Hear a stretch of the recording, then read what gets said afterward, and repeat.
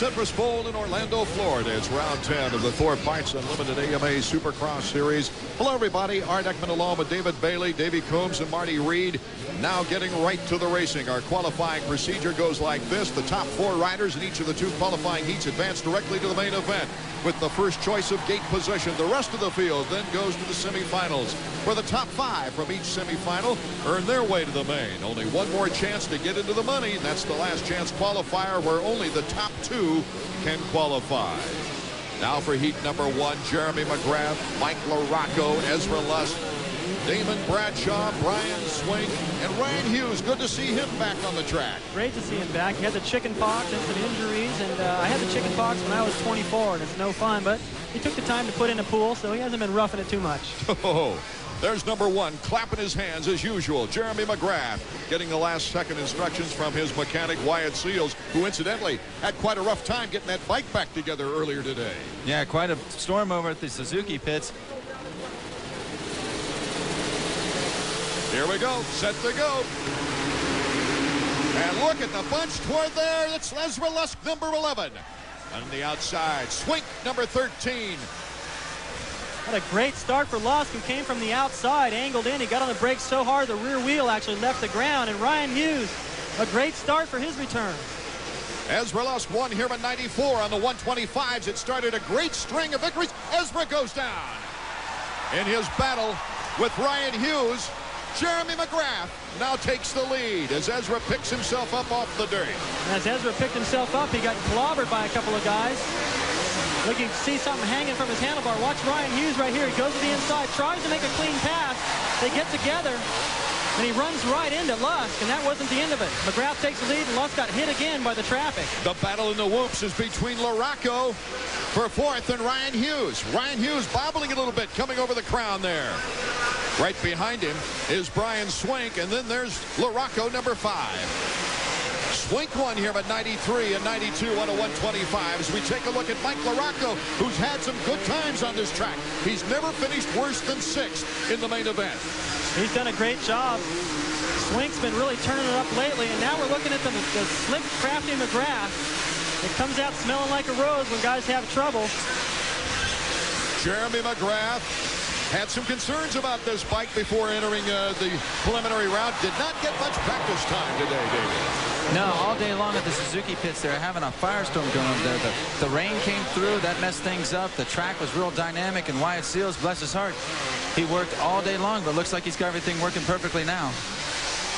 Jeremy McGrath out in front as we take a look back in the field now at Ryan Huffman, number 47, who's in 5th position. The top 4, remember, only the top 4 make it to the main event. And right now, that looks like Jeremy McGrath, Ryan Hughes, number 9, Brian Swink, and Mike LaRocco. Here's the battle for the bubble spot as Bradshaw trying to move up. You know, we saw Damon last week in Houston put in one of the best strides he's had in a while. You know, at least for the first half of the moto, I know that he really wants to get things back on track, but he's having all kinds of problems. Ryan Huffman this year has got some great starts, but the results in the main event have been around the 11th, 12th, 16th, 15th, 18th positions as Bradshaw makes the pass. Well, he makes the pass, but he's still got another guy to get around before he's in the main event. Out in front, Jeremy McGrath. Which 4 riders now will avoid the semifinals? We'll find out when we return to the Citrus Bowl.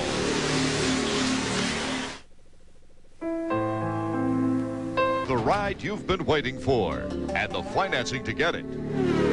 Jeremy McGrath is our leader here in the opening qualifying heat at the Citrus Bowl in Orlando, Florida.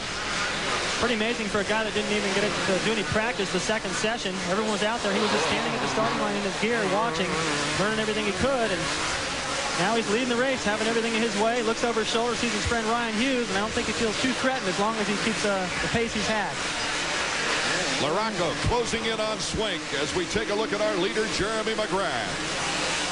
Boy, McGrath really wants a win here tonight. Yeah, of course he does, but imagine how much this guy right here, Ryan Hughes, does. Coming back like he is, he's got to salvage a season with a win or two because the title's completely out of the question.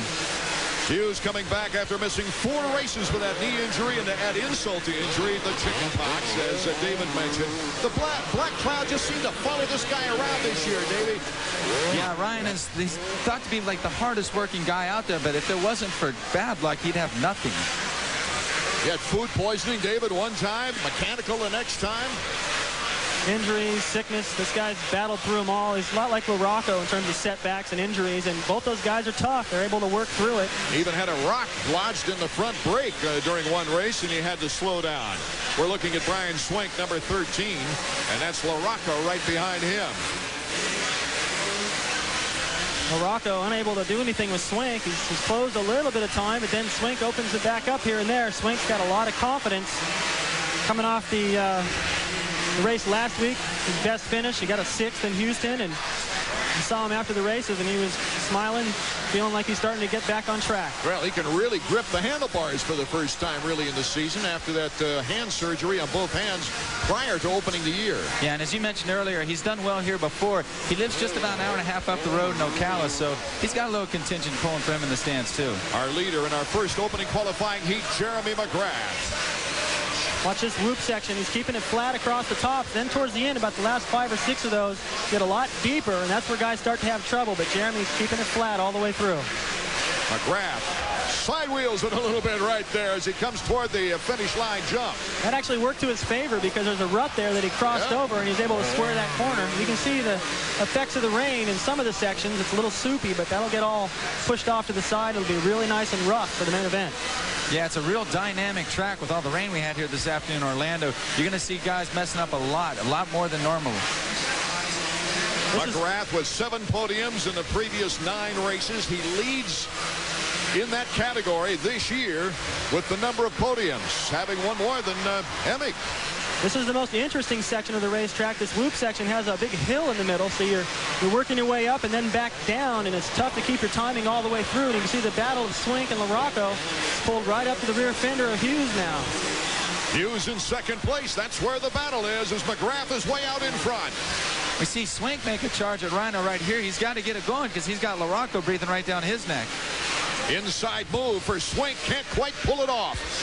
Either way you slice it, it looks like these 4 guys, or these 3 in addition to Jeremy out in front, are going to go to the main event as long as they don't knock each other down. It must be a good feeling for Kawasaki to finally get more than one rider in the 250s with all the injuries they've suffered this year. Well, Emig's done a great job of keeping them on track with 4 wins, leading the series, and his best season yet. And maybe Ryan can get in there and steal some points away from Jeremy McGrath in these main events the remainder of the season, make it a little easier for him to close it out. Less than 2 laps to go. There's our field summary. McGrath, Hughes, Swink, and LaRocco right now in position to move into the main event should it end this way. Bradshaw, though, is on the bubble, but has a long way to go. He's going to be joined by Buddy Anton as the Arena Cross champion, Ryan Huffman in that semi, and plus Ezra Lusk, of course. Here comes Swink again. White to the flag inside. coming up pretty soon. Those guys got close in the air. And watch Hughes to the whoops. He got a better run. Oh, gutsy move by Hughes. He's got the angle on him. Ryan Hughes. Well, he answered that nice. Swink did a good job to get in there and position himself to the inside, but Hughes thought about it in the air, I believe, and squared it off, got a straight run at the whoops, got him right back. Maybe that's the only place that Swink can get him. A very credible ride, though, by Brian Swink. Now, he's definitely turned it up, feeling better, and, you know, if you don't feel good, in this sport, if you got any physical problems, it's so tough to go out there to the starting gate, have any kind of confidence and battle with these guys with the pace. And there's McGrath. Talk about confidence. Now, this is a perfect track if you want showtime. Now he's coming up to the next triple here. Look the way he jumps into that berm. His timing looks great. Everybody's standing up in this area now, anticipating a knack-knack, but he's got a rider underneath him, and he didn't want to take any chances. Yeah, little acknowledgement to the crowd. I bet that lap rider's not very popular with the infield section down here. That's a fact. Jeremy working his way to the finish. You can see some of the water still standing on the track. That's where he got a little sideways before. Jeremy McGrath, the checkered flag here in our opening qualifying heat from Orlando, Florida. Here comes the battle for second place. Look at Bradshaw. Bradshaw jumping over LaRocco. He might make it. No, LaRocco just edges him out for the final spot for the transfer to the main event. Oh, we'll get the official results coming up a little bit later. Our points leader, Jeff Emig, and others coming up next in heat number 2. Guys, it's a lot of trouble trying to keep their rhythm. In the first triple and a section of moguls as they go across the starting line into another triple. And then right before the finish line, or actually the finish line jump is huge, the same style as it was last week in Houston. I guess one of the questions that the fans right here have to be asking in Orlando, they've seen Greg Albertine in his premier performance, his first American Supercross, never qualify because of going down in the qualifying heat with a separated shoulder. Then the next year, last year, he does it again almost in the same place. It was kind of freaky. And then this morning or this afternoon I was watching him in practice and he went down really hard in the whoop section. He got up slow and I thought, well, I hope this isn't 3 for 3, but he got up and actually went down a couple more times. But he's one of those tough guys that can crash and get back up and doesn't seem to phase him. There's a good look at him right now. You can see in front of him how long that start chute is. There's Larry Ward, number 6, cranking it up, making sure the gas is turned on. Have you ever started a race and forgot it? No, and my mechanic made sure of that. You'll see all these guys fidgeting, and they'll check the gas about 3 or 4 times. Just one of the nervous habits. Jeff Emig, known for great starts, did not get the best of starts in the last race at Houston. In fact, he ended up last when he missed a gear going into the first turn. Yeah, I talked to Jeff about that yesterday. We were watching a videotape of the Houston race, and he was like, oh, man, I was going to get that 1/900 pro race whole shot money and all that stuff like that. It didn't phase him at all because he came from dead last to first. Jimmy Button, who's been riding extremely aggressive lately and has done a wonderful job. In fact, he's been riding so aggressively, some of the riders getting a little irritated, like Larry Ward and maybe Doug Henry. Yeah, Jimmy Button does not have a lot of friends in the pits right now. 30-second board is up. When that goes sideways, they have from 5 to 10 seconds before the man in the doghouse pushes the gate. It comes down for our second qualifying heat of the evening. And, of course, they'll get the better gate selections. Jeff Emig, who's done so well this year, maturing into a true champion. He gets a pat on the back from his mechanic, Jeremy Albright. Emig has been flawless out of the gate, and although in Houston he didn't get a great start, he had a good start for the first 20 feet until he shifted. And it'd be interesting to see where the hole shot comes from. Lutz came from the outside in heat 1. He came from last to 8th in the first lap. Number 3 is Jeff Emig. Larry Ward goes to the outside, number 6. He kind of gets boxed out of there. Number 3 in second place behind, guess who? Greg Albertine. Larry Ward in 4th. A couple of riders going down in the first corner, none of the favorites, but Albertine picks up the lead, and look at Emig flying through that whoop section. Oh, boy. This is a great battle. Albertine and Emig. Albertine coming up a little short on that triple, but he had to go for it. He didn't know what the guys were going to do behind him. He took a chance. Now Larry Ward, who came from the outside to get that start. Ward touches the rear tire of Emig. Boy, that was a super offensive move there by Emig. He was playing a little bit of defense there, but then I think he switched sides about halfway up the side of that jump. Grayson Goodman getting into the match now. He's right behind Ward. Well, Emig knows how critical it is to get in front of everybody that you can in the early laps. He may follow Larry Ward for a couple laps, and that would let Albertine get away. So you make those passes as quick as you can. Break out to a big lead. Hopefully no one will bother you. Albie with about a 2-second lead on Jeff Emig, but we've got lots of time left. As Larry Ward, you see him there in 3rd, taking a good cut turn. Now they're working their way into this rhythm section, a bunch of doubles, plateaus. The only way that it works out different in terms of the timing is if you use the inside through the first corner, but so far everyone's going wide to get a good run. Right now, Jimmy Button finds himself in a difficult position, possibly going to the semifinals, as we have Albertine out in front, but Jeff Emig starting to close in. Larry Ward is in a close 3rd position, but in 4th, the final transfer spot is Phil Lawrence, and Lawrence is coming off his best finish of the year. Well, this is a chance for Albertine to make a statement, and coming off a couple of second places heading into last week and then going down the first lap, he really had no chance of backing up that performance. And here, if he can hold off Emig. Emig cutting to the inside. Oh, it's wheel to wheel. Nice leap by Albertine, but Emig goes to the outside, gets a lot of momentum coming into the finish line jump. Jeff Emig, Albertine wins it after the lap. And here comes Emig. Oh, beautiful, beautiful move to the inside. You're going to see that all night long. The inside of the corners are slick. You got to hook up on the berm, but sometimes you give away your momentum when you do that, and it's hard to get a charge at the next jump. We saw that with Emig going into the place where he made the pass, and now he did the exact same thing on the exit. 4 more riders trying to qualify for the main when the checkers come out when we get back.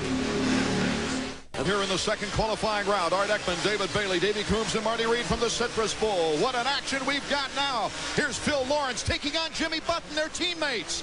Jimmy Button gives him a little rub. Oh, they're scratching plastic right now. Larry Brooks is nervous. After the last couple of weeks, Button's been very aggressive, and Phil's giving him a little taste of it. You got to give Button credit. He is not any prejudicial passer at all. He'll tag anyone. Look that one up in the dictionary. Oh! Look at there. Phil Lawrence. Well, Button has been very aggressive, and that did not make sense right there. Didn't make sense at all, but he wants to be in the main event. I'll tell you, something like that leads to other actions. Here it is again. Button goes in. It's kind of what happened to Hughes and Lusk. Yes. Same turn. Puts a little elbow into the back of Lawrence, and he does a face plant. Now, he didn't mean to send him down, but he sent Lawrence down right to the plywood. That couldn't have felt very good. Maybe I'll send Marty over to the Chaparral pits after this one. Hey, look out. Halfway through our second qualifying round. And it's Jeff Emig out in front as we take a look at Jimmy Button, who, yes, he's got a spot in the main event, but how would you like to go back to the Chaparral trailer? I think Phil's going to be a little upset with that. And they were exchanging blows, and it was maybe pretty even, but you sure don't want to send your teammate to the semi like that. Somebody's got to miss the cut, but you don't want to send him off the track. And Jeff Emig out in front. Yeah, you got to hand it to Button for being that aggressive. I mean, it's time that he knows he's got the talent. He wants to get in there and mix it up a little bit. It's just been unfortunate that the situation with Henry, he didn't do it on purpose, of course. I'm sure he didn't mean to knock Phil down, but I'm sure Phil will have a different opinion right now. Larry Ward in second place, number 6, Honda of Troy, weeding his way through the lappers, as is Emig out in front. You know, getting back to Button, since Seattle, he's steadily improved, but Daytona, they totally reworked the bike. New engine, new suspension, new everything, and he came back with a new attitude, obviously. We just saw part of that. Yeah, Jimmy's been working really hard with the Chaparral team. He's always known in his head that he was that good. And I don't mean that in a way to say he's brash or anything, but he's just never been able to put it together here in the States. Well, his new attitude has added up to a third place, his first podium ever at Minnesota, and a 4th place in the last race in Houston. Just a lap or two ago, Emig had a pretty commanding lead. Now Larry Ward's starting to carve some time out of it. Here he goes to the whoop section. Look at the rhythm he's got. Larry, those long legs flying through that section. He's just entering that corner as Emig exits.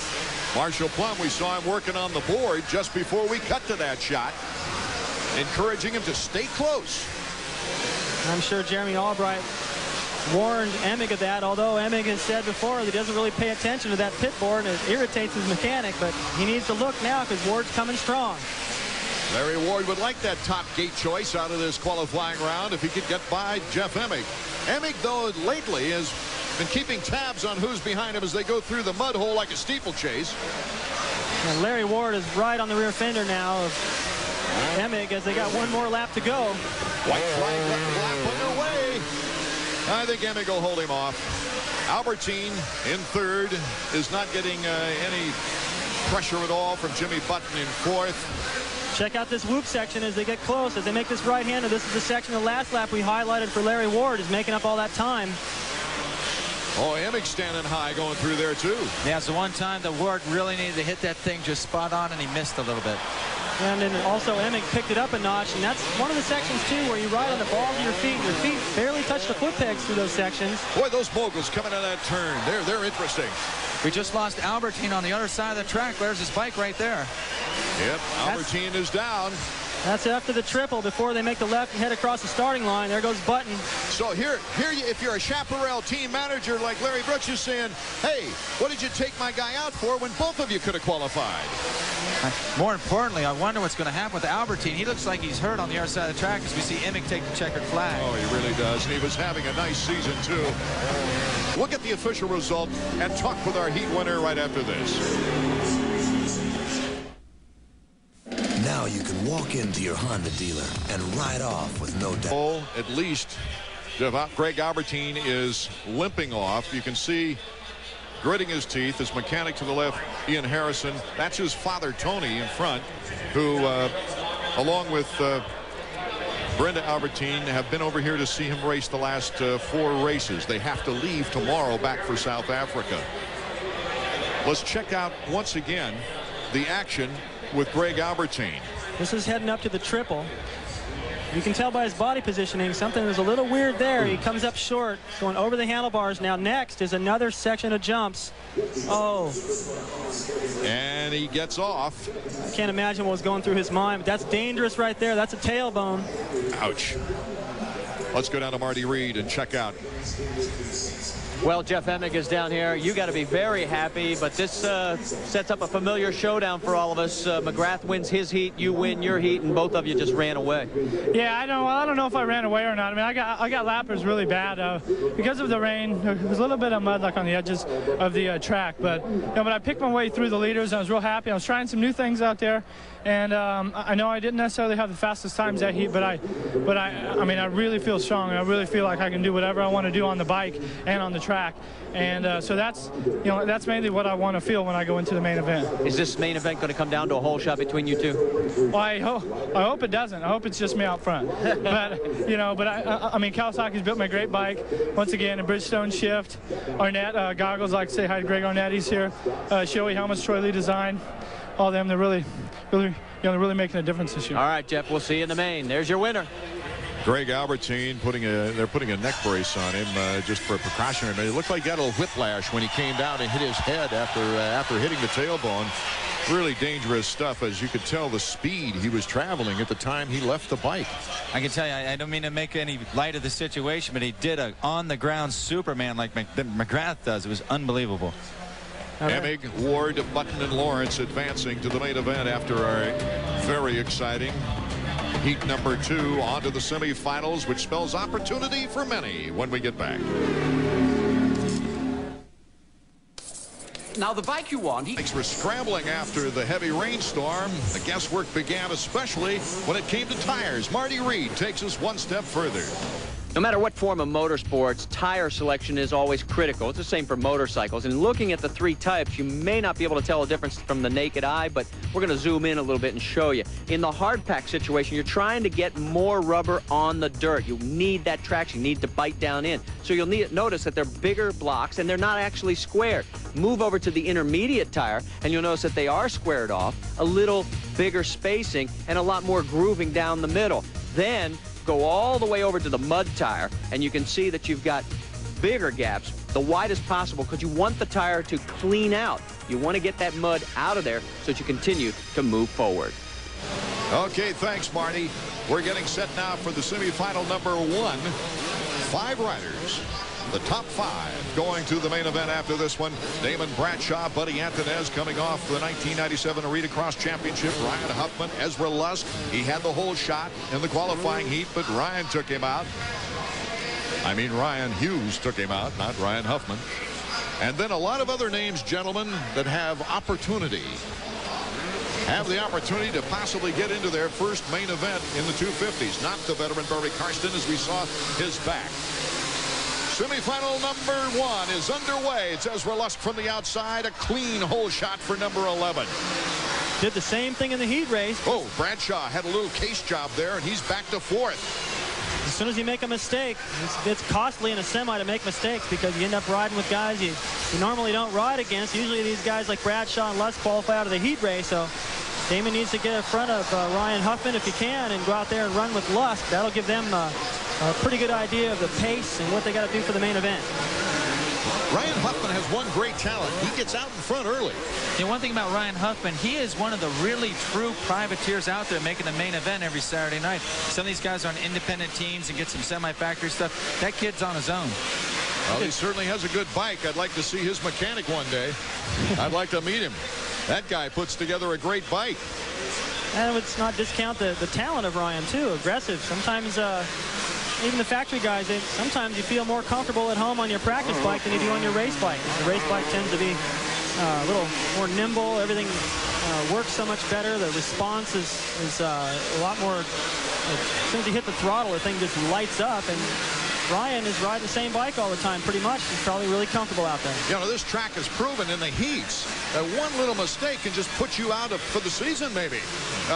Just one little bobble. The last race Bradshaw was in, he was in first place after getting the whole shot in Houston. One little bobble, and all of a sudden he's in fourth, and then he fades back. That's the way the sport is now. There's so many good guys out there in every race. You know, you have a full load of factory riders, and then you have these independent teams again, and you have kids like Bradshaw and Larry Ward, Phil Lawrence, Jimmy Button. Those guys all have the potential to win a race. They're all podium potential. You know, we got a thick field now. Okay, Ezra Lusk out in front, and Bradshaw goes into second place, David, as you were noting. Yeah, I was about to say, look at that drive. Bradshaw gets out of the corner before the whoops. That's what set up the pass. He got close enough to Ryan in the corner to make a good move. Now let's see if he can catch up to Lusk. He's starting to open up a big lead. Buddy Antunez, good to see him running strong now after a wonderful arena cross season. He made quite a few bucks in that fast-growing event. He's going to get a lot of laps out here tonight, too, having to go to the semi. He already had to ride a preliminary qualifier just to make the program. So I hope he's in good shape. The top 5 here in the first semifinal are pretty well defined if they can stay on 2 wheels. 5 more riders to qualify for the main out of this semi. We'll find out which ones right after these words. Cross from Orlando, Florida. You're looking at our leader right now, Ezra Lusk. And let's go down trackside to Marty Reed.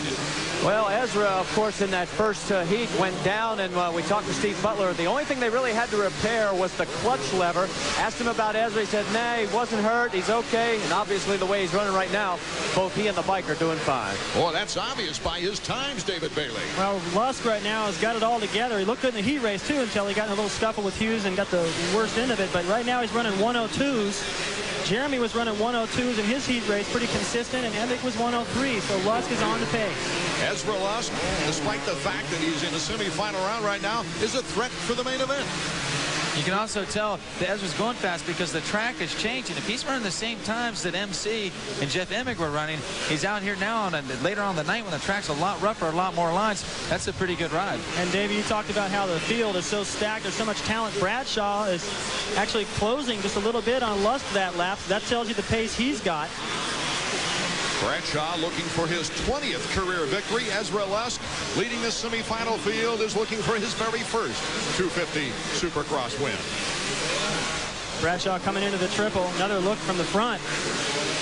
They come right out of that double and get that preload. They go down that little valley. The suspension compresses and rebounds. And some of the guys are over jumping on the 250s, but in the 125s, it's a whole different story. Ryan Huffman hanging in there in third as Bradshaw now is about 5 seconds behind Ezra Lusk, number 11, here on the final lap. Now, here's something to look for, I think, in the main event. Lusk got the whole shot in the heat race and in this semi from the outside. He's going to have a lousy pick to the starting line, which I think he'll line up again on the outside. If he gets a start, he's fast enough to win it. Ezra admitting after the last race that Jeff Emig was just running too great and decided he'd better not take a chance and go for the second place points. And that Houston race was a demolition derby, and it was good for Ezra to ride solid the whole time. I know he lost that spot to Emig, but when you look what happened to Doug Henry, and Greg Albertine, and some of these other guys, you just sometimes need to relax. Did you see that? 101. Steve Butler putting that sign out. Whoa, what a time for Ezra Lusk. Here comes Bradshaw, though. Bradshaw is pulling up now near. So let's assume that if Bradshaw made up that much time, he's somewhere in the range of 109. So either the track's breaking down and getting faster. Oh, the lapper. Look out. Or these guys are on a good pace. You see that the track designer have done a great job of doing something different. So these guys have choices. Ezra Lusk, oh, it turns out to be a well-earned victory holding off Damon Bradshaw here in the semifinal round. When we get back, Marty, semifinal rounds completed. Ezra Lusk, Bradshaw, Huffman, Antunez, and Eichel have qualified for the main event. The rider taking the checkers, Ezra Lusk. Marty's with him now. Yeah, we're down here in victory lane. You realize you were running lap times quicker in that race than either Emig or McGrath? Well, I was pushing. I was trying to make some fast laps, and I knew all day that I had the speed. I just got to get out of that bad luck and just force it. You know, I mean, not really force it, but just get out front and run with these guys. How much is the track conditions changing? Oh, it's getting really good. It's getting a lot of ruts, and lines just seem like they change every lap. So it's going to be tough 20 laps, but we can do it. Ezra Lusk on his way to the main event. We're getting set now for the second semifinal round, and of course, one person conspicuously absent is Greg Albertine after that gruesome crash in the open qualifying heat. Marty Reed, can you bring us up to date on the situation of Greg Albertine?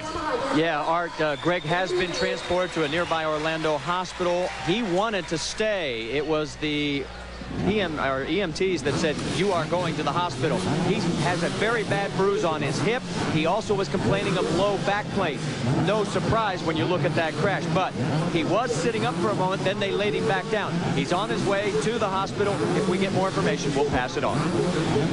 Okay, thank you, Marty. Well, I just had gotten through talking about the crash in practice and thinking that it might be 3 years in a row for Greg to have to go to the hospital. And can't believe the change of events towards the end of that race, and it looks like Greg needs to stay away from Orlando in the future, or just tiptoe and just try to make the main, just get points, not worry about races.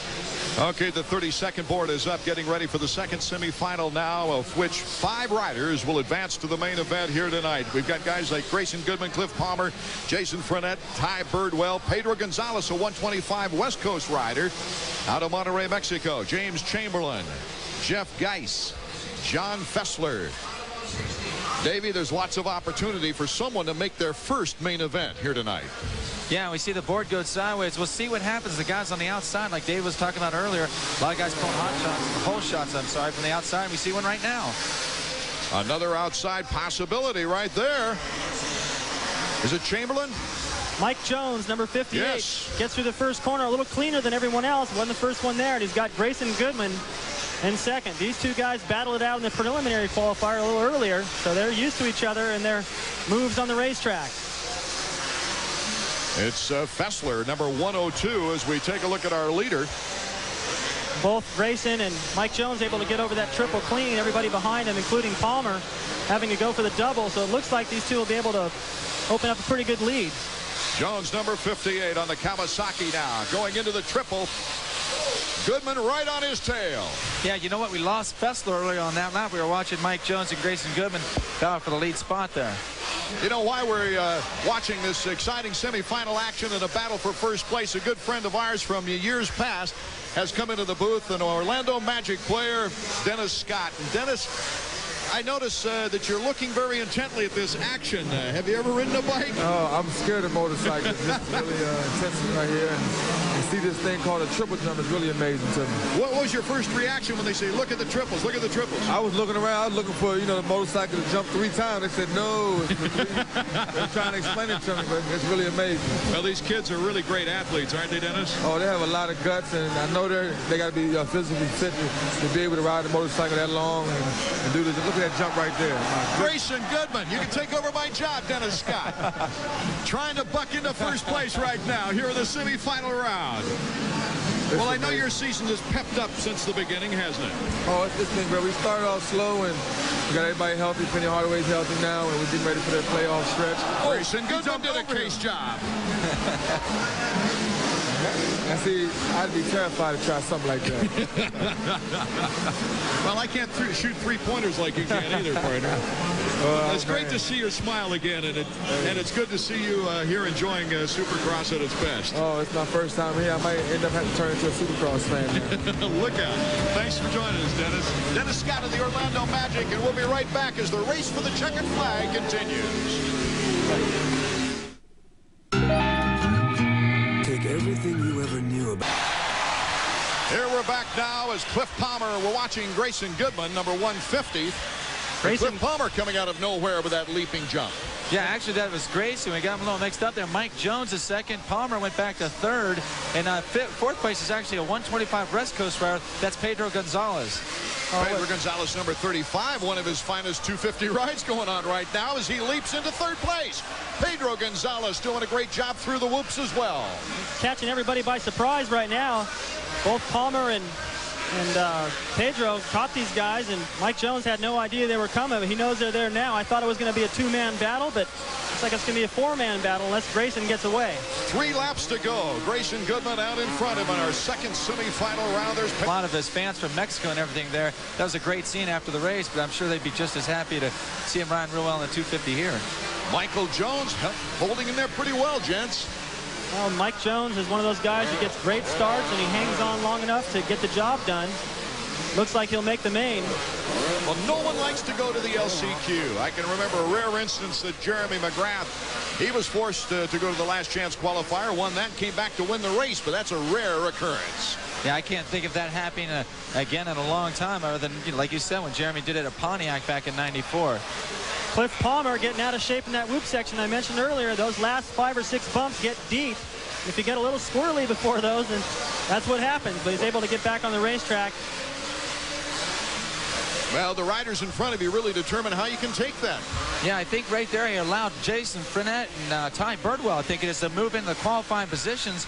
I think Palmer has probably 2 laps, and he's got a long way to go if he's going to get into the direct transfer position. Frenette, number 55, if we pick him out. You're looking at Jones right now, 58. And Pedro Gonzalez battling it out. You can see all the little white spots on the racetrack. That's tearaways. Since the practice sessions and all that rain, these guys double up, triple up on the tearaways to keep their vision clear, and that's what you're seeing out there, 100 of them, everywhere you look. Well, actually, this track is a lot better after that rain than I thought it would be. Well, earlier it was hard packed and dry, and the rain actually made it perfect. It's going to make for much better racing. We heard Lusk talk about it after the semi that's getting rutted, and I think the main event, the guys that can react quicker to the new lines are going to be the ones that come out on top. You saw the field summary. Goodman is a good 8 seconds in front of Michael Jones as we're looking forward now to the white flag. Goodman. As Michael Jones comes across. Pedro Gonzalez right on his back rubber. Goodman spends a lot of time riding Supercross. He loves it. He's got an incredible Supercross track at his property in Dallas. And well, I know Jeremy doesn't like to leave when he's getting ready for Dallas. You know, he likes to work out on that track. Well, Grayson, you know, they built. Oh, there goes Pedro Gonzalez with a wonderful move. Go ahead, David. Well, Grayson is good friends, of course, with Jeremy, and tries to build something that's going to be pretty tough and throw Jeremy off a little bit. And then Jeremy shows up, gets it all wired, and Grayson follows suit, and that really helps him when he comes here to the races to feel comfortable out there. It's a good jumper. Grayson Goodman getting stronger and stronger. Seems to get good starts in most every occasion. He's a little bit shorter, too, and you see him working the bike through this loop section. Doesn't look like he's trying very hard, but his momentum and his timing is spot on. He knows he doesn't have to push that hard with the lead he's got now. Cliff Palmer going down again after the triple. So he's definitely going to the last chance. The checkered flag for Grayson Goodman. Well, that's good to see. We haven't seen Grayson up on that podium. Spent a lot of time on the Arena Cross Tour, and I think that's why he's getting such good starts. It's start well or die in that series. Yes, that's a fact. Official results and the winner coming up next. From the Citrus Bowl, 18 riders now have qualified for the 20-rider main event field. Grayson Goodman is the one happy guy that doesn't have to worry about winning one of those final 2 spots in the last chance qualifier. He's our semifinal number 2 winner, and he's with Marty Reed. Yes, and it's very rare we see a triple digit on the podium, and a first-time win for Grayson Goodman. And the guys were talking about the fact that you work out a lot with Jeremy McGrath. First, congratulations, and 2, how much of an influence is it practicing with him? Well, you know, when you're going after the best, you know, your role model is the best guy in the world. It helps tremendously, you know, go out and practice and feel confident riding behind somebody that good. So when you come to the race, it helps out tremendously. Yeah, what do you expect for the main? Where should we look for you in that pack? Well, I'm just going to try to get the best start as possible and ride my hardest the entire race. This is my first 250 main of this year. I normally ride 125s, and I'm going to be up there charging, giving it all I can. I don't have any goals, just do as best as I can. Now, this is one of the things we've loved this year, seeing new faces up on this podium. Here's another one. Have we ever, and what talent is emerging? Not just the outstanding riders that we've seen year after year. As we look ahead to next week and beyond, it's on to St. Louis, the next site. Oh, that's the site of Jeff Emmig's historic win, of course, and then on to Pontiac. Before Charlotte Motor Speedway, Texas Stadium comes next with the finale at Las Vegas, Sam Boyd Silver Bowl Stadium. Let's take a look at Supercross history with tonight's Honda Flashback. In our Honda Flashback, we'll turn back the pages of history to the season opener in Orlando, 1993. Bradshaw with the hole shot. Craig goes down in the first corner, taking Larry Brooks, number 17, and Jeff Emig with him. Out front, Bradshaw continued to lead as McGrath, number 15, goes off the racetrack, allowing Team Kawasaki riders Kudrowski and LaRocco into second and third. out front, Bradshaw started making mistakes, allowing Kiedrowski to close the gap. In the later stages of the race, Kiedrowski with an inside line moves around Bradshaw and into the lead. Next came LaRocco with an inside line through the whoops, muscles his way around Bradshaw and into second place. And just when it looked like Kiedrowski had it all locked up, this mistake in the whoop-de-doos allowed his teammate to pick up his second consecutive win, the season opener, followed by a disappointed Kiedrowski.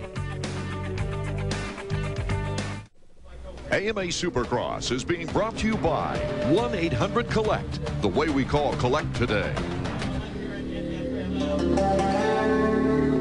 Welcome back to Orlando, and while we were away, Jeff Hedden and Mike Catton were the lucky final 2 riders to qualify from the last chance qualifying round, filling out the 20-rider 250 main event. Now the spotlight turns to the future stars of Supercross, the 125s, the Eastern region picking up their season with round 4 tonight. You see Tim Ferry, number 22, second in points.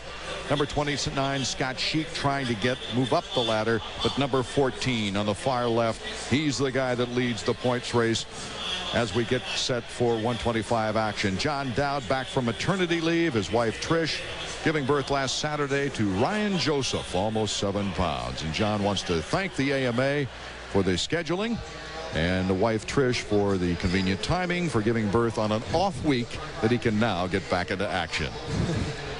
I don't know if the time off was, you know, really the best thing for my riding, but it was really a great thing, you know, and I'd like to thank, you know, the AMA and all them guys for making such a great schedule, you know, so that she could have the baby on a week off for me, so that worked out really well. John Dowd hoping to come back from the off time that he had without very much practice, just hoping he doesn't get too nervous if he gets out there. Well, he looked good in the heat race, and that's a valid point. When you sit out a couple races, even though you're the points leader, a couple weeks rather, you come back and you want to get right back in the flow, and sometimes that can be difficult, especially when you got number 70, Ricky Carmichael, breathing down your neck. Ricky Carmichael coming from last to third in the qualifying heat. What a performance, thrills he gave the audience here in Orlando in the 125 qualifying heat. And there's Tim Ferry, number 22. You know, Suzuki has had some bad luck here in Orlando, and Mother Nature kind of got into the act today. It really got into the act. Marty Reed surveyed the damage. Marty? Bad luck is not, that's an understatement. Team Suzuki was the one hit hardest. Let's show you exactly what happened. We talked about the rain. It was a deluge. In 20 minutes, we got an inch and a half. It was just come down in sheets. Then the winds kicked up, and what happened to Team Suzuki was unbelievable because their canopy, their $12,000 canopy, acted just like a wind wing and was literally blown away. It lifted a four-wheeler through that four-wheeler right on top of the transporter, putting a hole in the transporter. And Tim Ferry's bike was damaged. They had to change all the radiators and all the levers on the bar. So they have been sort of hexed early, but yet he came back well in his heat race, and he sounds like he's ready to go racing. We got a little work to do, I guess. He's fixing his toolbox, and then got to put new pipe and levers and stuff on it. It's all been up, so it'll be ready for race. Okay, Marty, the Suzuki point standings. You see here a great battle for first place underway with John Dowd and Tim Ferry, just the 2-point advantage. Ferry's got the 18-point advantage on Ricotta, but the real battle there after the number 1 and 2 riders is the battle for third, with Carmichael getting into the picture, guys. Yeah, Carmichael was on fire there for a couple weeks, and then he got to Daytona and hit a roadblock in the form of Michael Brandis, who's conspicuously absent from the Chaparral team. But, you know, you were talking about John Dowd earlier, Art. I wonder if that didn't actually do him some good, because he would have been riding in 250 at those events. He hasn't ridden in 250 since he did well in those first 4 races. He's on fire. Why would Yamaha want to mix up the program right now? As we look at the Suzuki starting grid, all the riders that qualified for the 125 main event. These guys are looking to move up the ladder, gain the experience on the Supercross tracks. But you know, David Bailey, this track here is more than experience. It is a character builder. This is a brutal track for a 125 bike, it's turned out. Well, I think what we're seeing now is that in the past few years, the tracks have been pretty simple, and all the 125s have been able to do the triples. The 250 guys primarily have been complaining about the tracks being easy. The track designers have made them tougher. A shorter run at the triples being a little farther, the landing jump being a little bit more peaked.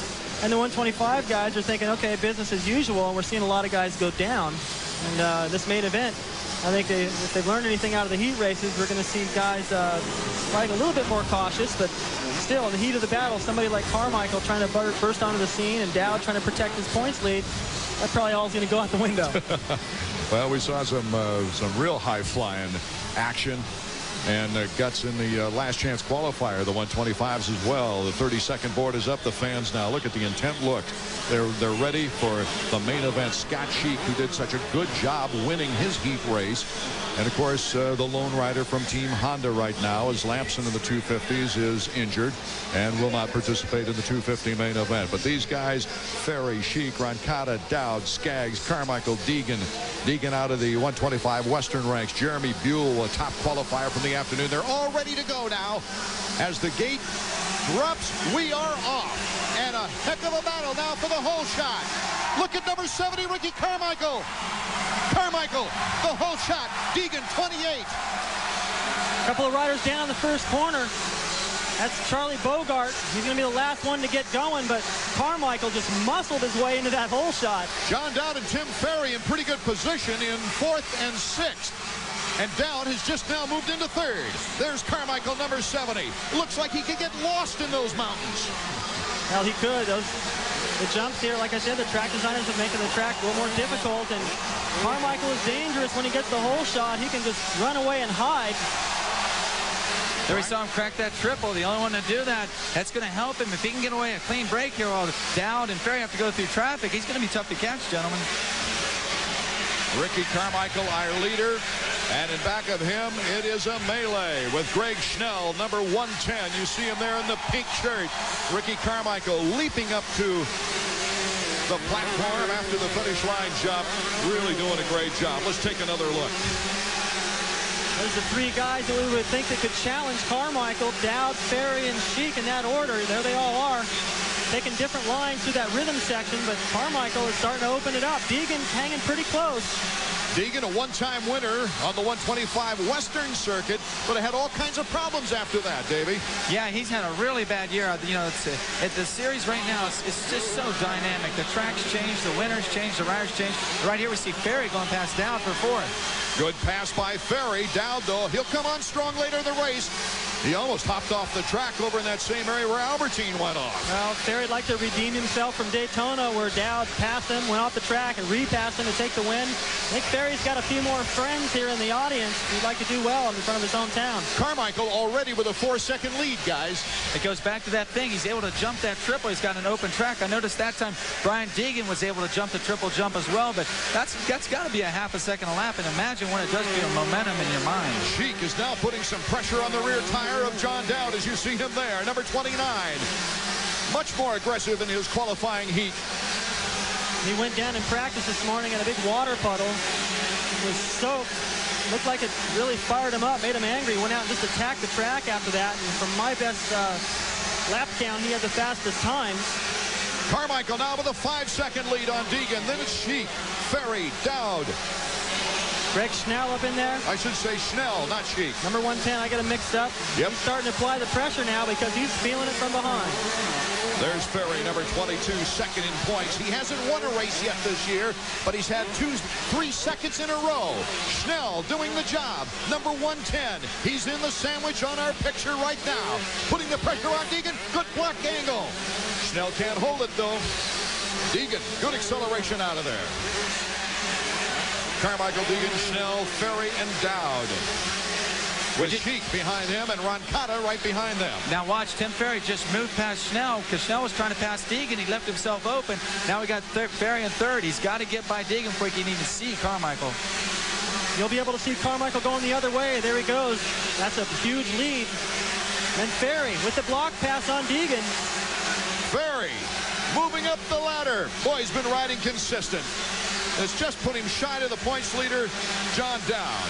You know, it's like someone just rang a bell. You saw Ferry make a move, then here comes Dowd doing the exact same thing. Now Dowd goes by Deegan. He's up in the fourth. Carmichael just keeps pulling him away.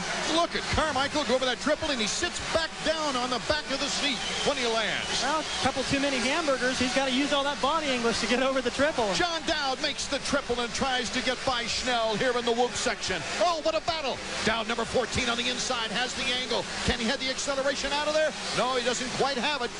Schnell recovers. Schnell following Ferry, who's way behind Carmichael in our 125 main event. Well, Ferry finally moved his way in front of this battle. He's starting to open it up. Hard to tell if he's catching Ricky Carmichael at this point. I know it's a short series, but I wonder if John Dowd is racing with a focus on Ferry more so than the win. That might be a good point. Ferry winning here in 95. He was third in 96 with a battle with Pashon before crashing out of second place. Carmichael, Ferry, Schnell, Dowd, and Sheik. Who will hold on to the points race here with the 125 East? The run for the checkers is definitely on. Art Ekman, David Bailey, Davey Coombs, and Marty Reed from Orlando Citrus Bowl. The 125 main event in progress. Our winner, you saw him, I should say our leader, you saw him, number 70, Carmichael. Dowd right now is really battling Schnell, number 110. That's 2 laps that Schnell's held up Dowd through there. That's Dowd's fastest section, that whoop section. But I think the kid knows that he's there, and he keeps moving over. Maybe when the race goes on a little longer, we might see John Dowd pull the trigger in that corner. He's got him set up for a nice block pass. Let's go down to Marty trackside. Well, Davey, you were asking whether or not John Dowd was riding for the points. I went to Brian Berry and I said, are you riding points or are you going for the win? He says, heck, it's only 2 points difference. We need to win. And he says, right now, my man's not riding worth, you know what. I couldn't put it on the air. Greg Schnell in this department. Let's check his record out. He was an 8th in the first race, then a 12th at Atlanta, and an 11th in Daytona. This guy has grown up all of a sudden. It's amazing. He's delivering, and the lines that he's taking out there and the way he's pulling away from this pack, it's amazing. I think we're going to see a whole lot more of this kid in the future. The way he jumps the triple and enters the whoop section, he's making all of his time where these guys are right now. How long can he keep it up? John Dowd, he's got good strength. Dowdy this time makes the move. I saw it coming. Last 2 laps, like I said, he was just waiting to pull the trigger, but I knew he was going to have to make contact, get by Schnell, because Schnell's putting on a really fine ride on the Chaparral Yamaha. Carmichael, Ferry, Dowd, Schnell, Sheik, Roncada in that order with Deegan after Roncada. You can see a good shot as those guys come out of that corner. All the ruts, everyone's starting to move a little bit over to the left, try to avoid them. Watch Carmichael, untucked jersey and all. Watch him his line. Jumps off that corner, almost jumps over the hay bales on the inside, lands right in the rut. Look at this kid go. He crosses it up, lands right into the berm, and this is the section where he's making all of his time. Over the double, or the triple rather, goes to the outside, because he has to, and gets a great run at that whoop section. He's going through there faster than everybody. David, what did you think about the first time you saw Carmichael on a 125? You know, I heard so much about him, Davey, and from the amateur races, but never saw him. But I had these huge expectations that he was just awesome, with this great style, and I didn't really like it at first, but it's really starting to grow on me. I said this in Daytona. His style is all his own, and I like it. He had the 19th in his first premier race of 125s and came back with a win and then a 6th place. Let's go down to Marty. Yeah, one of the inside technical things, you know, every now and then we try and throw them out here. They changed sprockets. Chad Watts, his mechanic, went to a larger sprocket, and he says, obviously, he liked it. That's the fastest I've seen anybody, even on a 250, get through that whoop section now. It's starting to wear out a little bit as we put the Honda stopwatch up, get a lap time on this kid. Wouldn't surprise me to see him going in the neighborhood of the 250s, around 101, 102, somewhere in that range. 7 seconds over Ferry.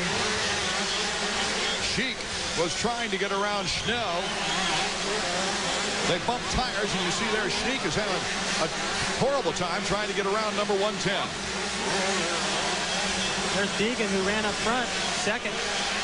Dropped back almost 25 seconds now, and it's not that Deegan isn't riding well. He's riding pretty good, but the pace tonight is just brutal. Here is our leader, Ricky Carmichael. Lots of friends and families. He goes into the rut. He just does whatever he's got to do to get the job done. The kid's just playing fast. And when he can mix fast with the timing, you got a winning combination there. Well, we saw that from Jeremy. Then in the last race, he crashed in the first turn. Last place, came all the way back to 6th. Yeah, it's just amazing. coming up on a lap. Playing it smart, not going for that triple. Look at that. Amazing. 102.7. Yeah, the track's making for a little bit better time now. I think he's really got it wired, but those are the same lap times McGrath ran in the 250 class. Finally, Sheik number 26 gets by Schnell. A lot more racing left in this 125 main event. We will be right back.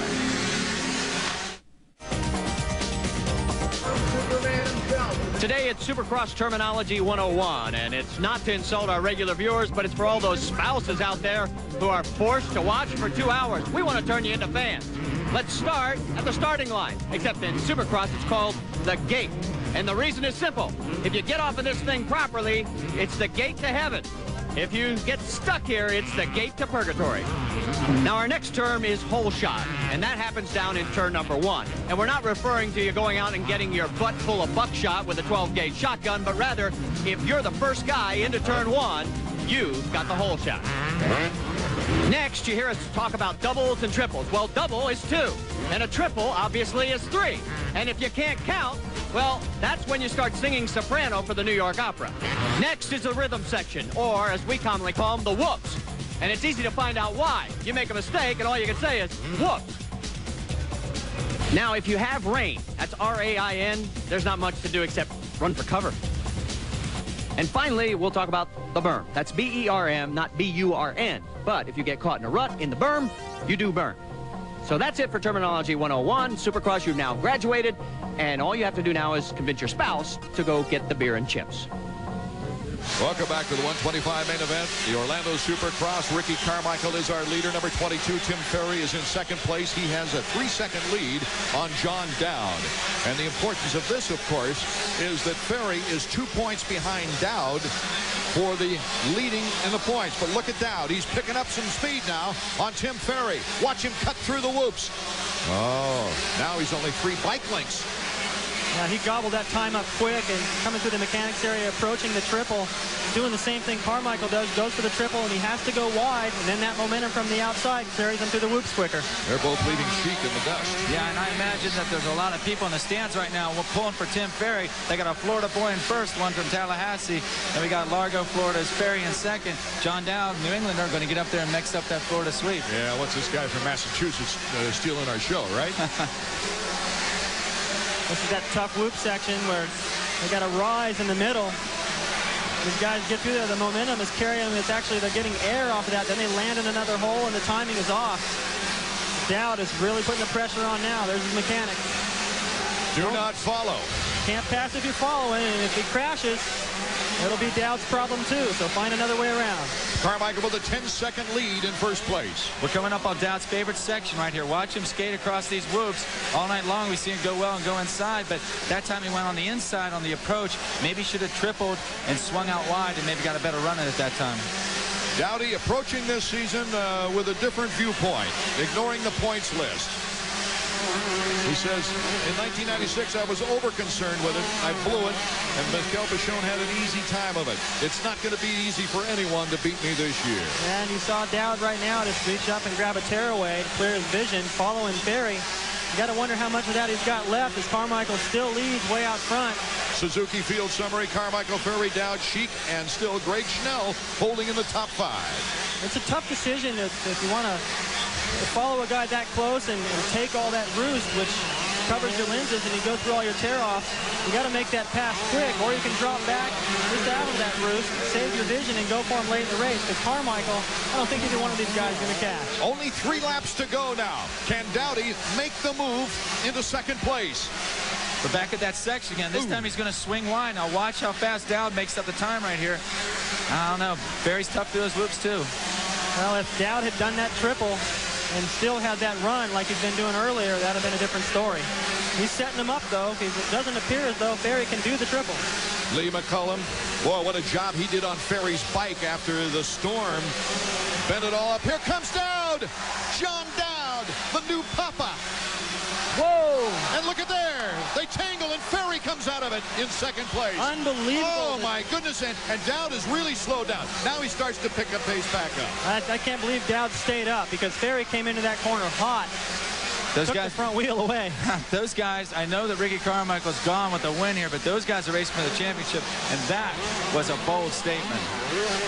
Now Ferry is, now look what's happened. Sheik's starting to enter the picture. He's finding his rhythm. As they approach, looks like maybe the halfway point. We're looking for the white flag lap. Coming up next, here comes Sheik. Boy, I wonder if Ferry did some damage to John's bike. That's what I'm thinking right now, because of the way he took off so slowly from the incident. White flag now as Carmichael is long past the finish line jump, headed for the last turn of this circuit. There goes Sheik right there. He snuck up on down, coming down that corner, doubled in, and now this is really going to make some difference in the points. It certainly will, as Carmichael, seeking his second win on the season, will also move up the ladder. Let's go down to Marty trackside. Well, when the collision occurred, Brian Berry, mechanic for John Dowd, just looked over at Lee McCollum. He was furious. So there was a few words exchanged, and I wouldn't be surprised if there's a few more after this race. Well, that's what you got to do. Racing's racing, and well, let's take no prisoners when the championship is on the line. Right. Carmichael, does he lay it out? And the fans going crazy here watching this 125 main event that's had a little bit of everything. The remarkable performance of Ricky Carmichael, but also the battle between Ferry and Dowd.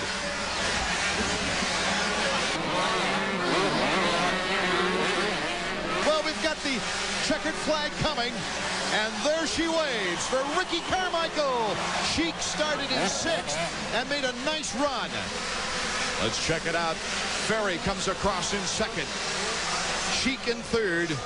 And the crippled bike of John Dowd in 4th. So we'd have not only a winner here, Ricky Carmichael, but also a new points leader in the 125s.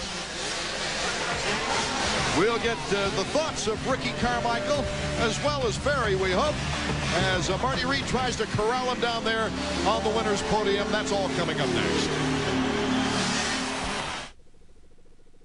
Ricky Carmichael, a big lead, puts the show on for the fans here in Orlando. Well, he's showing them all the drain plug. This kid floated around the track, and to whip it up like that at the end, what a night. Okay, let's go to Marty Reed, who's on that podium. Yeah, the very happy Ricky Carmichael. I got to tell you something. Man, you exploded and just ran away. What was the key? Well, the key tonight was the whole shot for sure. You know, it's ruddy, and luckily I turned it around in the main. I haven't been having a good weekend, but I guess it made up for it winning. And, you know, I got a good start, really concentrated, and got the pro race start thing. Got $500, so I'm happy about that. That's the first time. And I don't know, like I said, I just got the whole shot and put in 15 perfect laps. You're 17 years old, right? Yeah. Can I have the champagne? You can't have that. You can have it after I get done spraying it. No. See, I need it because Davey Coombs had you in the pool, buddy. So, see, I got to give it to him. But, hey, congratulations. Great win. Let's go over to Timmy Ferry here. Timmy, 4th straight second-place finish. But guess what? You got the points lead. Yeah, I guess that's one good way to look at it. Ricky rode really good that race. He got out front. You know, you can't let him get out front or he just walks away with it. But he rode good. Usually, you know, Dow comes up behind me like a Daytona. You know, I didn't have much left for him. I had a little something for him that time. You think there's going to be some words exchanged? I know the Krug guys were down here going after each other a little bit. I don't really care, to tell you the truth. We're out here to win a championship. This is earning our living, and I'm just trying to get my Suzuki up front. That's all it is to it.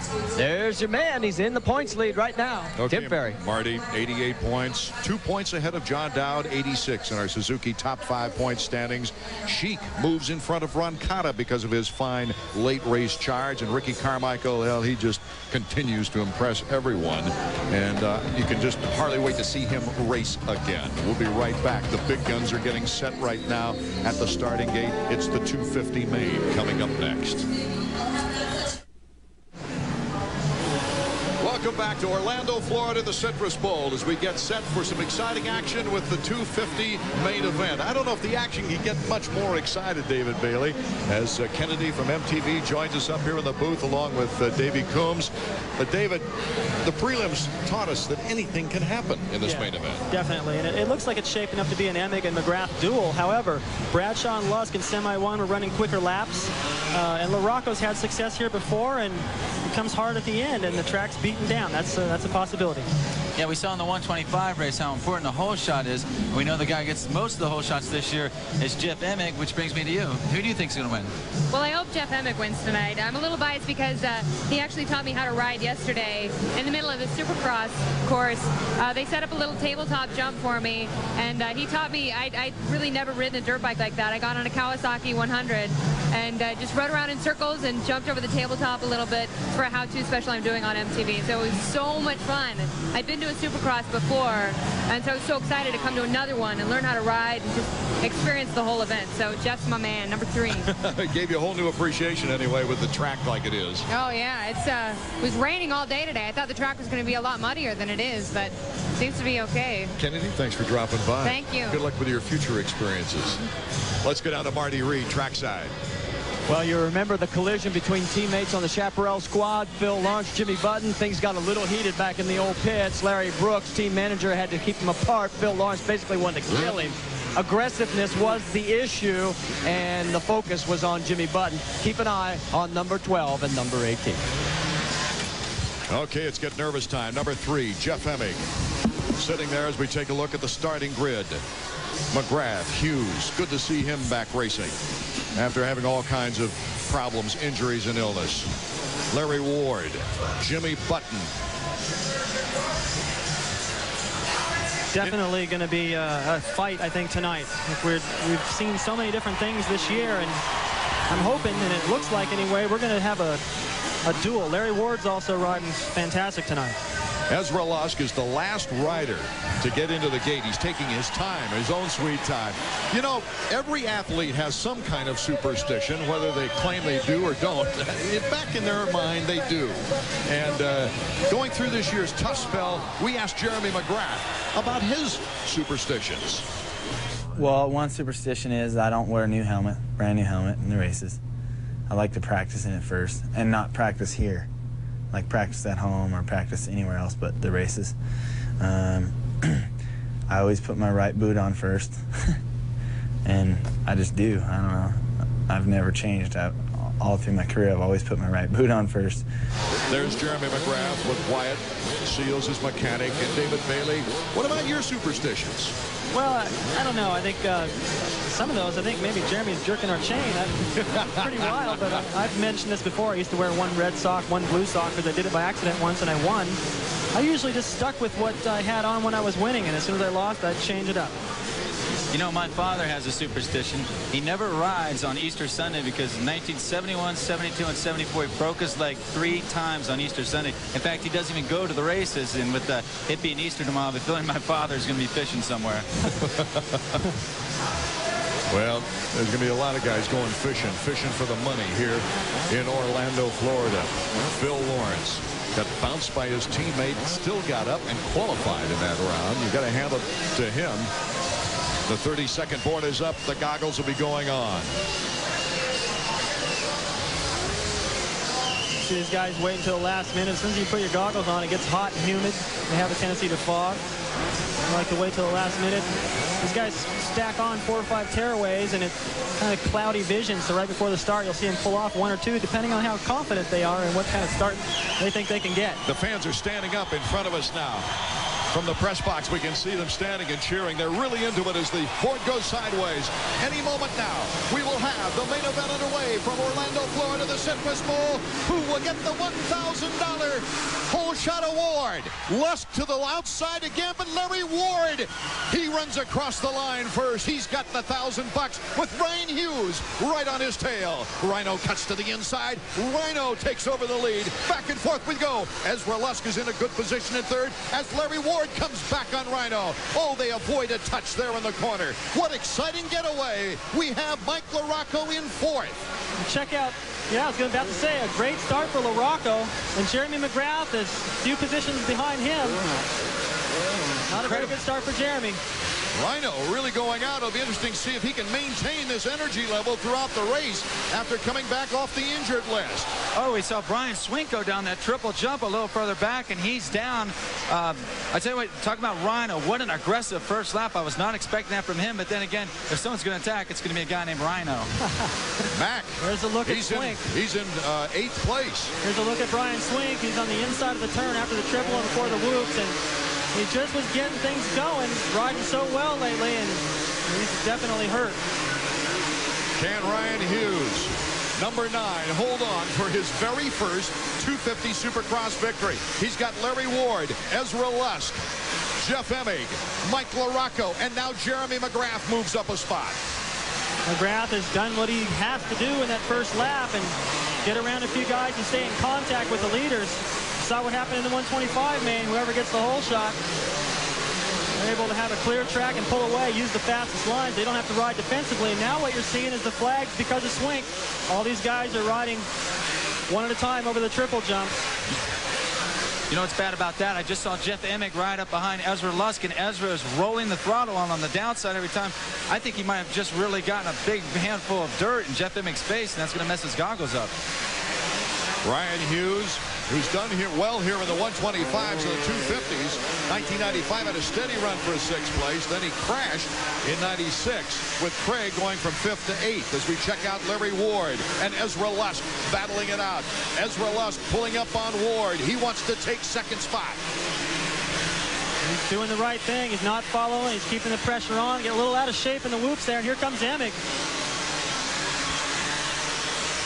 It's a great battle. This is what I was hoping to see. A lot of times these guys get off in different places. One guy in the back, one guy out front. Now they're all together, and Jeremy's at the tail end of this freight train.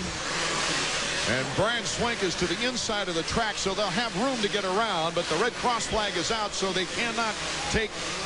They have to take each mound separately. They can't jump a double or a triple coming through there. Yeah, I saw that time Lusk got a handful of his own medicine. Larry Ward was able to deliver a little present into his face. So it's Hughes, Ward, Lusk, Emig, LaRocco, and McGrath. That is our order. You know what's strange? Emig has never really had a great race here in Orlando. Well, 4th place isn't too bad, and he's ahead of Jeremy. As long as he stays ahead of Jeremy, I don't think he cares what place he gets. You know, a lot of times, well, at least in the last 5 or 6 years, the Orlando opener opened the series, and now it's in the middle of the thing. Jeff Emig, a notorious late starter, should be doing better, but it's no wonder he never won here before. McGrath trying to get around LaRocco is doing everything he can, looking at every avenue to try to get around his teammate. You see them there. Number 1, Jeremy McGrath to the inside. LaRocco, though, is not giving up. He's had some good racing in the last few races. They're just behind Emig. That's the look they get. Now they're able to go for the triple. Emig goes to the inside. He points the front wheel at Lusk. Let him know he's there. And Ward really starting to put the pressure on Hughes now. Ward and Rhino.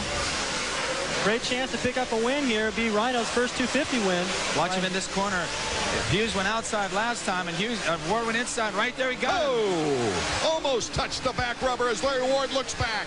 Great call, Davey. I saw that on the last lap. I knew it was going to happen. Let's see if Rhino tries the same move that he passed in the first place. Larry Ward is our new leader. He has not led for quite some time. Back in Seattle, I believe, gentlemen, when he took a 3rd place. Look at the lead. He's already opened up. He's already off to the triple. Can Larry Ward become the first Honda to win in 1997? That would be a shock. That would be quite a surprise. Not that it's Larry Ward, but it's the 10th race of the season. We're talking about it. Honda's never gone this long without a win except one time. And they didn't win one all year back in 1981. Well, ever since 82, it's been looking pretty good for Honda, and all good things come to an end, and by losing Jeremy, that's definitely changed the figures. And the battle behind these guys between Jeremy, Emig, and LaRocco is really getting heated up. Boy, Ward has got to like that. Ezra Lusk, who's got the speed, cuts inside Rhino. I can't believe Rhino did that 2 times in a row. He knows better than that. And now he's going to lose the spot to Emig. Somebody went over the hay bales and is under the hay bales in the corner. Now Jeremy has gotten around. Oh, I thought he got around. I got him mixed up. Jeremy has got a good look at Jeff Emig. LaRocco has made the move. A 4-second lead for Larry Ward on Ezra Lusk. Here comes LaRocco. Oh, what a battle this is going to be. All kinds of laps. 15 to go. Let's get out of Marty Reed. Well, just a quick ad on Ryan Hughes. We talked to him right before the race. He says, I really feel good, but I know I don't have 100% stamina. I just haven't had enough to work out. Jeremy McGrath, Marty, sorry to interrupt, is in a bar-to-bar battle with Jeff Emig. Oh, my God. Jeremy just turned on a dime and left a nickel change right there. He went into that corner. I don't know how he made that rut. Now he's going to get by Ryan, it looks like. Got the inside. Rhino's game's just falling apart here, but you know, for 3 laps he rode really well. And there goes McGrath right now. McGrath looking back to Ryan Hughes as he shifts. Makes the move into the corner. Mike LaRocco has always done well and finished hard, is in front of Jeremy McGrath. The important thing now is there it is. Emick has got to get around Rhino. He did it. Rhino made that a little bit easier. I think that it's just Rhino using his head, letting his teammate stay in contact with McGrath, because that's the battle for the series lead. Lusk is now starting to pull up on Larry Ward. You know what? Chopped 2 seconds off the lead. Sorry about that, Art. You know, wouldn't it be great for the fans down here? Larry Ward living in South Carolina, Ezra Lusk from Bainbridge, Georgia. After we saw in the 125 class, a couple Southeastern boys doing it here in the 250 class. I'll tell you what, don't give up on LaRocco. LaRocco is notorious for charging hard at the end. We got plenty of time. If they get into a battle out front, Ward and Lusk riding defensively, and that's going to be to the advantage of LaRocco, who's got an open, clear track. You can catch those guys, and when the lappers get involved, that's going to be even better. Jeremy McGrath has started in 10th and has moved all the way up to 3rd now, trying or your 4th position, trying to get in front of LaRocco. The race to the checkers when we continue. Welcome back to the Citrus Bowl in Orlando. We have a battle for first place underway. Ezra Lusk and Larry Ward. Ward has 1 Supercross win. That was all the way back in 1990 in his native state of Washington, the Seattle Kingdom. Ezra Lusk, he's looking for his very first 250 Supercross win. After picking off a 125 championship, what an adjustment, what a thrill this would be for Ezra Lusk, who's run fast all night. You know what great lines they have in that corner down there. We watched it with Hughes. Now we're seeing it with Larry and Ezra. Just a really dynamic track. A lot of places to pass. Well, all these corners are so wide open that when you're out front like that and you go out and take the fast line, which is usually wide up in the berm, you leave the door wide open. It'll be interesting now with the lappers in front. Can they get a clean line? Can they get the line they want? We just saw right there, Ezra Lusk did not. He failed to triple that jump. Larry Ward went for it. You never know when someone's going to be sitting there as a runway for you. Ezra Lusk just, Fournette, I believe, number 55. He didn't mean to get in his way, but Ezra lost just a little bit of time through the mechanics area. We questioned Larry Ward's physical condition earlier in the year. Oh, my goodness. McGrath. Here comes McGrath. He's all over LaRocco. All over LaRocco, like a blanket. Looked like he had the pass made in the whoops, and LaRocco got him right back. That battle really getting hot. Those guys are starting to, looks like they're starting to pull up just a little bit. Looks like perhaps Lusk and Ward were getting away. Now I think they're close enough to do some at the end. Yes, 3rd and 4th, just 4 seconds behind our leaders and pulling it up. Look at Ezra Lusk, though, coming through the whoops. They get around the lapper. Larry Ward, as I was saying, we questioned his physical conditioning earlier in Seattle when he was riding so well because he was riding hurt. Can he hold on physically? Well, I really don't think he has any excuses tonight. If he loses this race, it's because Ezra's going faster. And right here, we get him right beside him. The Yamaha's been fast in the whoops all night. Maybe right here, after this corner, Ezra will pull the trigger. Ezra tries to cut inside. He'll follow him through the whoops. Ward using the track well. Ward with 2 podiums. A 3rd in LA, a 3rd in Seattle. He's the top independent team rider coming into this race in 5th. He will definitely move up there. Well, the halfway point now, gentlemen, the halfway point. There it is. Boy, that's close. Larry Ward, he must have eyes in the back of his head to know he had just enough room to take the outside right there. We saw Hughes lose his spot by going wide. Here comes Ezra Lusk, showing him a wheel. I have a feeling that the only way he's going to get around Larry Ward, who can continue to turn these laps to the end, is going to be a physical pass. And the next pack, LaRocco and Jeremy, only 1 second behind. 3 seconds behind, Ezra Lusk takes over the lead. David, you hit it on the money right there. The first time he touched him is the first time he passed him. Well, it was pretty clean, though. He just anticipated Larry making a mistake on the outside. He laid it over and didn't have to make much contact. Now I'll see if Larry can respond. Oh, we've got a freight train now of 4 riders. A possibility with 10 laps to go, Marty Reed. We're down here with Steve Butler. Steve, your man, after 2 seconds, looks like he's maybe on his way tonight. He's looking good at this point. I guess this is his position he's always wanted to get himself in. He always have trouble in the first 10 laps. So 10 laps are down, 10 laps to go, and there's a block going on behind him. First time I've seen Steve Butler smile in quite a while. What a race we've got underway right now. The early leader, Hughes, has dropped back to 6th place. No doubt because of physical conditioning. Coming back off the injured list, it's Ezra Lusk, our leader, with Larry Ward, Mike LaRocco, and guess who? Jeremy McGrath. And a long way back is Jeff Emig. Can he make a late race charge? Here comes McGrath, showing a wheel to LaRocco. Well, right now, the way it sits, if Jeremy stays where he is, and I doubt that's going to happen, he's not going to be happy to stay behind his teammate. But if things did stay the way they are, Emig would only lose 2 points on that 11-point lead. And looked as though Lusk was starting to pull away, but now Ward's closed the gap back up just ahead of these guys. Lusk is having trouble getting through the lappers as you see Mike LaRocco Sr. there. Look at that rocker back and forth. He's as nervous as the crowd is. Here's Jeremy McGrath going wide off the platform. Well, that looked like that time in Atlanta when Jeremy came down and landed on Mike Craig. I thought he was going to get LaRocco that time, but LaRocco was able to exit just in time. Fighting through the lappers right now, Ezra Lusk, Larry Ward, Mike LaRocco, but right on the back rubber is Jeremy McGrath. Here comes Jeremy! Oh my goodness! Mike LaRocco's not going to give it up easy. McGrath to the inside. LaRocco gets the momentum. Bar to bar we go! Unbelievable racing from Orlando, Florida.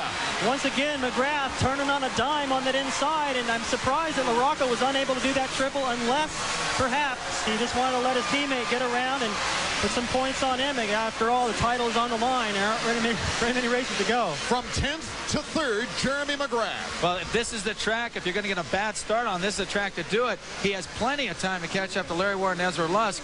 And like David said, Ezra's having trouble getting through the lap riders. That's going to play into Jeremy's favor. As Mike LaRocco was a very important ingredient in Jeff Emig, his only win against Jeremy McGrath last year, Mike LaRocco could play a big part in the point situation here. Yeah, I think LaRocco knew who was knocking on the door that time. I think David was right about him not going after that triple. Yeah, and Lusk is starting to open up that lead. He opens it up in this section, and then over by the finish line, Larry Ward closes the gap a little bit more. But now Larry's going to look over his shoulder and notice that number 1 coming fast. He may start riding a little differently, and that's to the advantage of number 11. 7 laps to go. Ezra Lusk, number 11. Could this be his first career win? He could become the 6th different rider to win a Supercross race this year. Watch him through these loops. He jumps in about 6 or 7. He's getting through there fast. Lines up right for that rut. The balance of these guys to get into that corner, lock up the brakes, let go, get back on the gas, and be perfectly in that rut. It's so difficult, and it's getting worse and worse. Trying to get back the lapper now of Buddy Antunez, and here comes Jeremy McGrath right on the tail of Larry Ward. Ward faded outside. There's McGrath. Pow! Unbelievable. McGrath now with only 1 man in front of him. This is the time in the race, you guys, when you start to get tired. I remember being around the 14, 15 lap mark.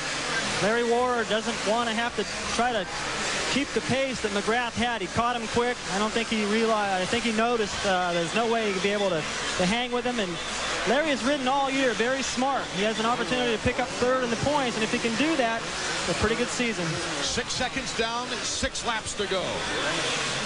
Well, you're tired. Everyone's feeling it. Lusk has got a good lead, and if he looks over his shoulder and sees McGrath coming, that's going to be a great battle to the finish. Jeremy with only 1 win on the year, but the consistency hitting the podium has been able to stay in the points race. Yeah, and that's made all the difference. Just like Tim Frey in that 125 class, getting all those 2nd place finishes, it adds up to a title, and a title is a title no matter how many wins you get. Jeremy McGrath almost leaped over the platform coming off the finish line jump. LaRocco trying to get in there and just move Larry Ward out of the way, and it cost him. Now Emig gets by.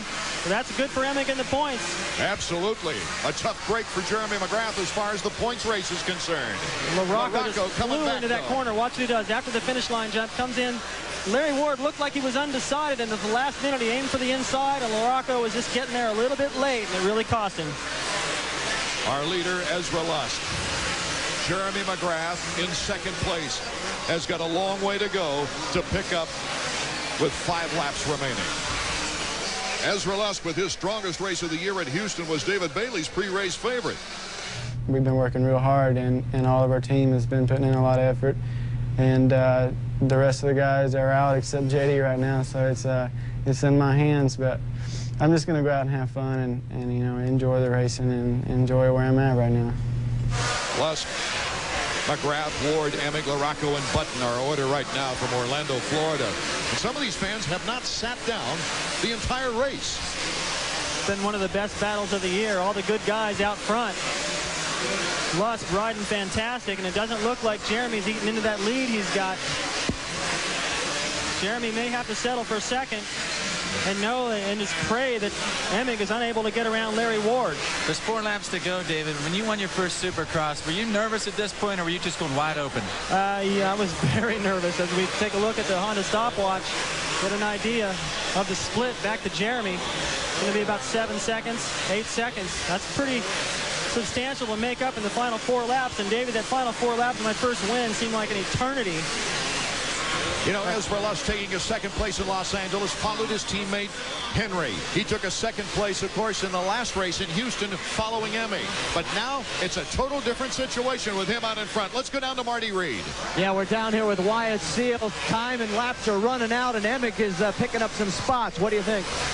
I think we got time to hang on to second at least. Ezra's got a pretty good, amount of ground on us, and I don't think we're going to catch him, to be honest with you. So right now the main thing is to stay ahead of Jeff. We got to have the points.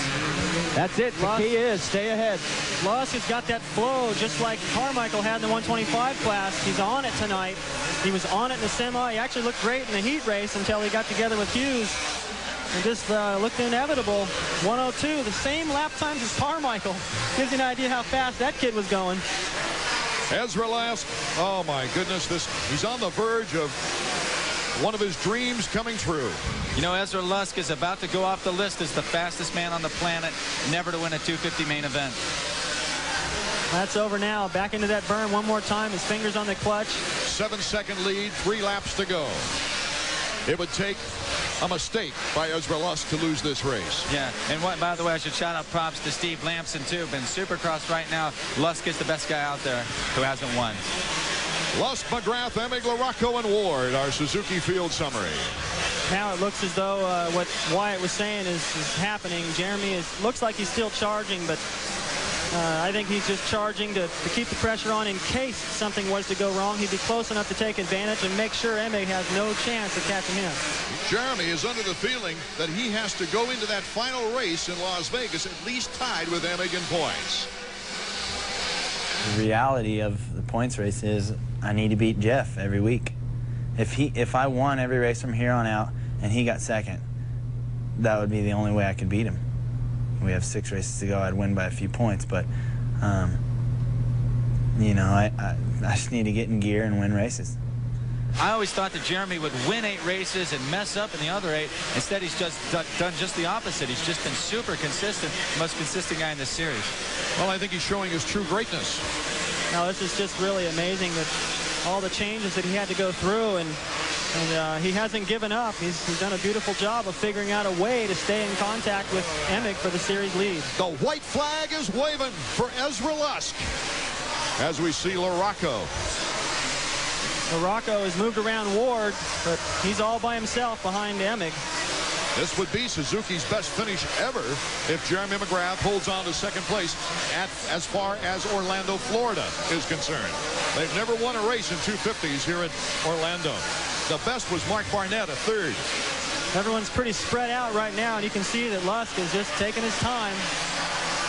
Well, and Jeff Emig has pretty much accomplished what he had to set out to do because of the circumstances.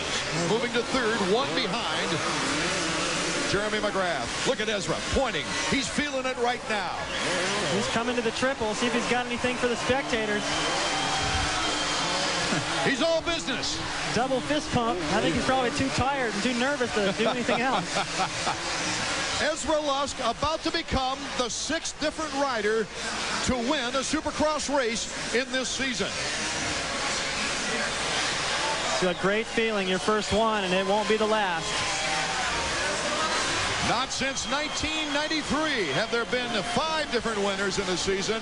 Twice we've had 6 winners in the 90s beside this time. Ezra Lusk, the checkered flag, and his very first 250 victory. We'll be right back.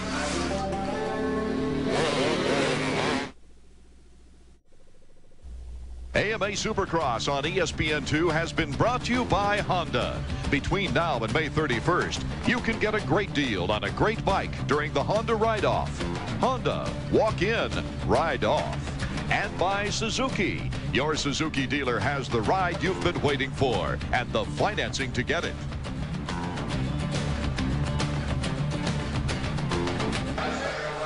Welcome back, Art Ekman, David Bailey, and Davey Coombs as we take a look at Ezra Lusk pointing to the little youngster in the front row and giving his helmet to that youngster. He started throwing other things to the fans as well and shaking hands with all the flagmen around the track. What an unbelievable moment for this young man, winning his very first 250 race. And by the way, Marty Reed, this is the most wins for Yamaha in a season since Bradshaw in 1992. That's their 3rd win of the season. Marty? Hey, he's just happy that he finally won. His best finishes have been when I've been away from the series. He thought I was his bad luck. Congratulations, great ride. You know, I gotta say thank you, Yamaha, for giving me this opportunity.